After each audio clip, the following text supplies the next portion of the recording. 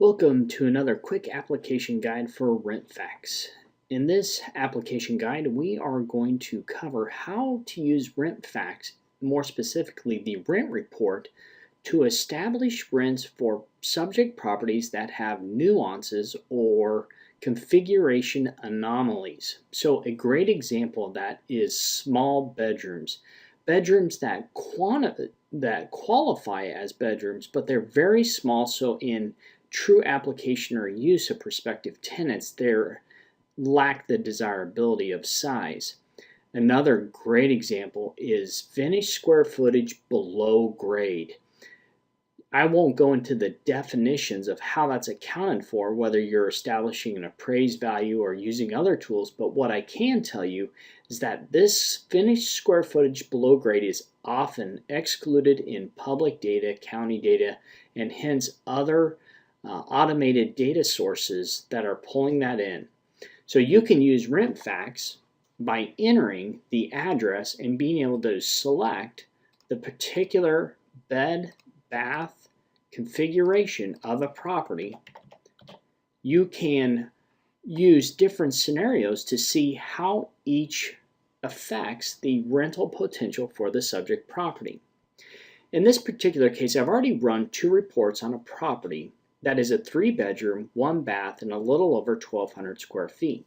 The third bedroom is quite small, however, located right off the kitchen.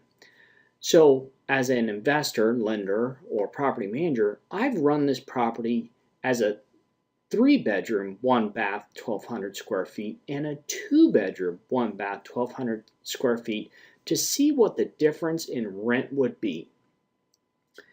In this particular report, in the first report, we can see that I ran it as a 3-bedroom, 1-bath, 1,200 square feet, and we see the established range. To simplify things, I'm going to come down here to the most probable rent, which is $1,250. Something of interest is we can see that the subject size versus the comps, it's only larger than 3% of all the comps, so it's quite small as compared to all the other 3 bedrooms. So as a 3-bedroom, it's quite small, and we'll get about $1,250 in rent. Now let's look as a 2-bedroom. Here's the report as a 2-bedroom, 1-bath. You'll see it's the same square footage, and you can see that the predicted rent range drops. This is what we would anticipate, but by how much? So we see that the most probable rent is $1,162. So about a $90 difference in rent potential from declaring this property a 2-bedroom or a 3-bedroom.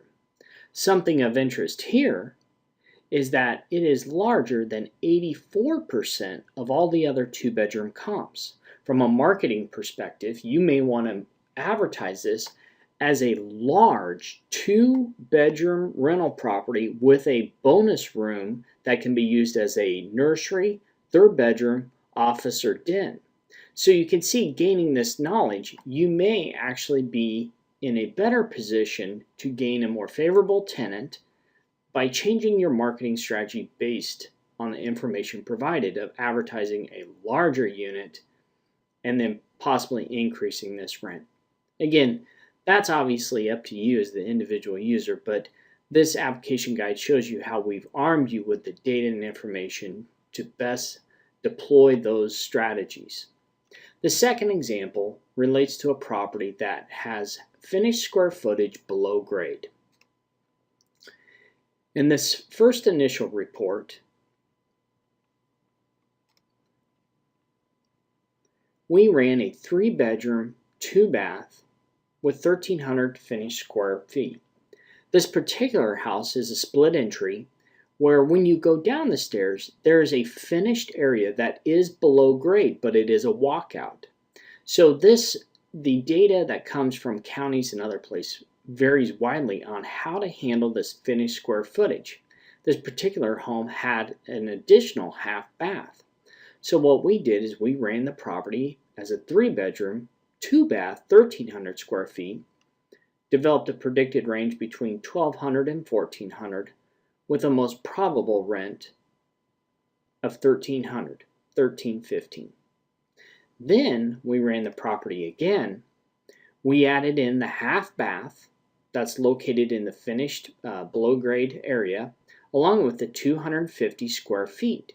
We can see the predicted range of rents goes up.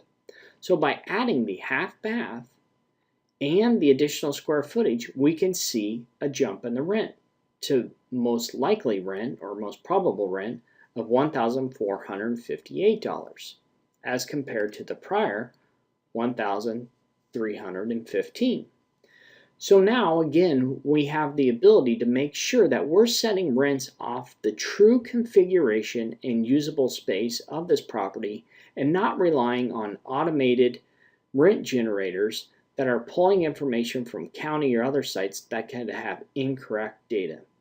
I hope you found this quick application guide helpful in using the rent report to truly optimize not only the rental strategy you may deploy for marketing, but also the most accurate reflection of rent that your property should warrant.